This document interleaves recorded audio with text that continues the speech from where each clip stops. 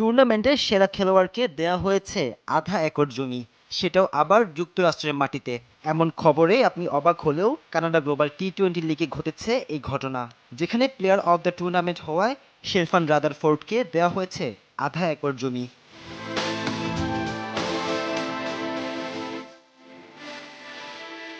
সাধারণত আইসিসি অনুমোদিত টুর্নামেন্টগুলোতে সেরা খেলোয়াড়কে পুরস্কার হিসেবে দেওয়া হয়ে থাকে মোটরসাইকেল বা গাড়ি।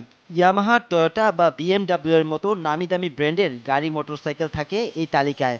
তবে কানাডার গ্লোবাল টি-20 লিগ সেই চিরচেনা রীতিকে পেছনে ফেলে হাঁটল নতুন কোনো পথে।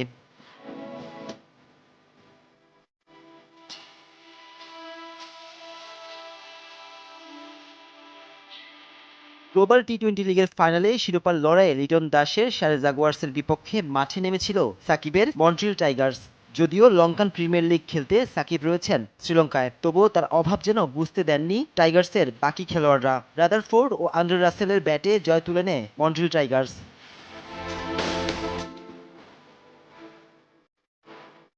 ২৯ বলে ২ ছক্কা ও ৩ চারে ৩৮ রানের ইনিংস খেলা রাদারফোর্ডের তখনও জানা ছিল না ম্যাচ শেষে তার জন্য কি অপেক্ষা করছিল। ফাইনালে ম্যাচ সেরা পুরস্কারের পাশাপাশি টুর্নামেন্টের ৯ ম্যাচে ৮ ইনিংসে ৪৪ গড়ে ২২০ রান করে পেয়েছেন টুর্নামেন্ট সেরার পুরস্কারও। তবে Dean John player of the series প্লে কার্ডে লেখা পুরস্কারটা নজর কেড়েছে সবার, যেখানে পুরস্কার লেখা ছিল যুক্তরাষ্ট্রে আধা একর জমি, আমেরিকার বাজার অনুযায়ী যার সর্বনিম্ন মূল্য দাঁড়ায় ৬ লক্ষ টাকা।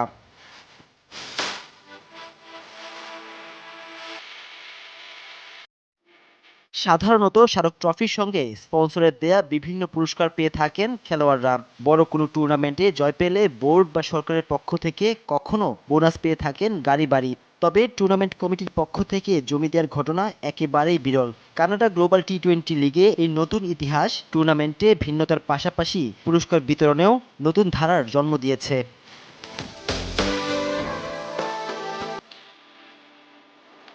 নাজমুস সাকিব, আর টিভি।